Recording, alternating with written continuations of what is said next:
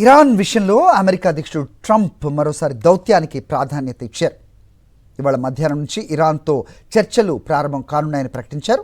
సైనిక చర్య కంటే ఒప్పందమే తన తొలి ప్రాధాన్యత అని స్పష్టం చేశారు. అయితే ఈ చర్చలు ఎక్కడ జరుగుతాయి, ఎవరు పాల్గొంటారు, ఈ విషయాలు మాత్రం వెల్లడించలేదు. ఇరాన్పై దాడి జరిగి ఉంటే అది రెండవ ప్రపంచ యుద్ధం జరిగిన తర్వాత జరిగిన అతిపెద్ద దాడి అయ్యేదని ట్రంప్ వ్యాఖ్యానించారు. తాను ప్రజలను చంపాలని కోరుకోవటం లేదన్నారు. ప్రస్తుతం శాంతి చర్చల వేళ ఇరాన్పై దాడులకు మరోసారి తాత్కాలిక బ్రేక్ ఇచ్చారు. హోర్ముజ్ జలసంధిని పూర్తిగా తెరవటం, ఇరాన్ అణు కార్యక్రమంపై ఉన్న ఆందోళనలకు ముగింపు పలకటమే ఈ ఒప్పందం లక్ష్యమన్నారు ట్రంప్.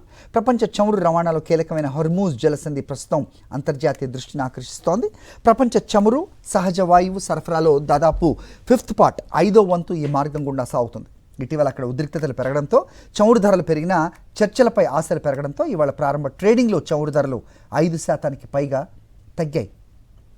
మరోవైపు ఇరాన్ విదేశాంగ శాఖ మంత్రి అబ్బాస్ అరాగ్చి, సౌదీ అరేబియా విదేశాంగ మంత్రి prince Faisal bin Farhan, Pakistan army chief Asim మునీర్తో విడివిడిగా ఫోన్లో మాట్లాడి తాజా పరిస్థితులపై చర్చించారు.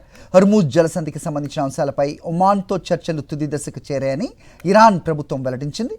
అయితే అవి కొత్త సముద్ర రవాణా మార్గానికి సంబంధించినవని, జలసంధిని తెరవటం లేదా మూసేయటం అంశంతో సంబంధం లేదని ఇరాన్ విదేశాంగ శాఖ స్పష్టం చేసింది. ఇక ఇరాన్ అణు కార్యక్రమాలను మరింత విస్తరించే ప్రయత్నం చేస్తే తాము తప్పకుండా చర్యలు తీసుకుంటామని ఇజ్రాయెల్ హెచ్చరించింది. అమెరికాతో భద్రతా నిఘా సమన్వయం కొనసాగుతుందని ఇజ్రాయెల్ వెల్లడించింది. గత వారం వాషింగ్టన్లో Trump, Israel prime minister Benjamin Netanyahu సమావేశమై ఇరాన్ అణు కార్యక్రమాన్ని అడ్డుకునేందుకు దౌత్య, ఆర్థిక, సైనిక వ్యూహాలపై చర్చించారు. కాగా తాము అణ్వాయుధాల అభివృద్ధి చేపట్టడం లేదని ఇరాన్ మరోసారి స్పష్టం చేసింది.